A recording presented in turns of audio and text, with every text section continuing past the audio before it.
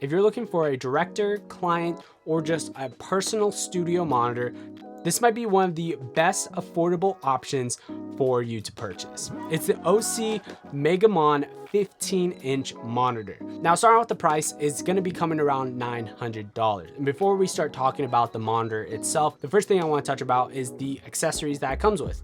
The first accessory is an accessory cheese plate on the back of the monitor. This is where you can put a cold shoe mount and maybe put a wireless transmitter system, and that's what I personally use. The second one is a V-mount adapter. This is extremely useful if you want to use V-mount batteries to power this monitor and you don't have any outlet in around your areas. And then lastly is the case itself. Now, this case is one of my favorite camera monitor cases because you don't have to actually take your monitor out to use it if you want to put this on a C-stand, for example. There's a hole on the bottom where you can actually put on the C-stand. And on top of that, the sides, when you open the monitor, act as a sun hood, and you can use that during the day, and especially when you're outside. This helps see the screen and see what the camera is seeing super easily. And then on the back side, to access all the ports, there is a couple different pockets where you can put a couple different items and accessories. But just one thing to note, and I had it happen to me, one of my HDMI wireless transmitter receivers, when I just dropped the bottom of it, I wasn't thinking, and one of mine slid out of the meshed pockets. It wasn't a big deal, but it's just something to note whenever you are opening up this monitor, and if you have things inside those pockets, they could potentially fall out. Now, let's talk about the monitor itself. This is a 10-bit monitor, so you can get an extremely high quality image out of it. It is 1000 nits, so whenever you're using it outside, it is bright enough to see even in direct sunlight. Now, it has different mic imports, remote control imports, HDMI, SDI in and out, and different ports like that. And on top of that, I found this monitor to be extremely color accurate whenever I was viewing it with my Lumix camera.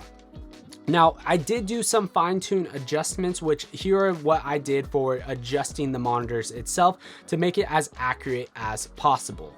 Now, what is also cool about this monitor is it has a ton of professional features. Not only is there 4 custom buttons that you can set for each button, there's also 4 custom users, so each user can have their own custom buttons.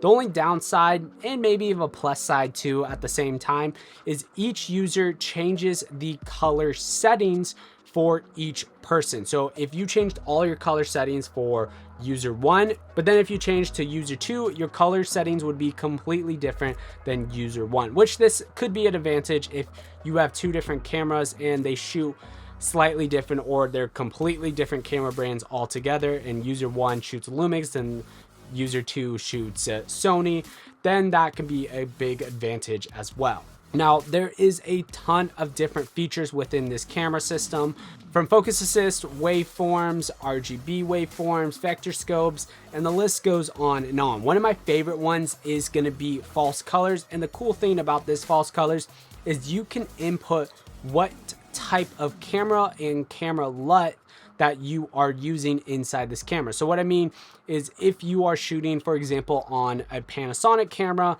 and you are sending out a Rec 709 viewing LUT to that monitor, you can have the false colors read either the Rec 709 viewing, and that will show you what the false colors look like based off your Rec 709 LUT, or you can have it be a vlog profile and it'll show you what the false colors look like in that vlog profile, which is really cool. That has a ton of different settings for the false colors to get as accurate as possible depending on the camera you're using.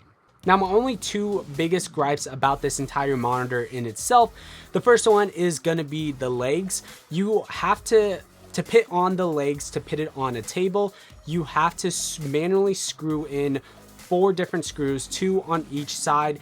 And the only really downside to that is if you want to use the case, you have to take off those legs, put the monitor in the case. There's no way that you can have the legs be on inside the case itself and close the case altogether. And then my second sort of small gripe is I do notice over time that this monitor shifts left and right, just depending on how tight the screws are. If you want to fix this, you can take off your stand, screw the back of where this goes on a C-stand and then put it back onto the monitor.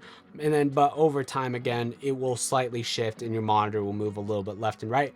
But that's a really, really small gripe for all the benefits that you get with this monitor. Anyways, guys, thank you so much for watching this video right here. If you want to see me review the OSEE Megamon 5, check out that video right here. And then YouTube recommends you might like this video right here. Until next week, guys, peace.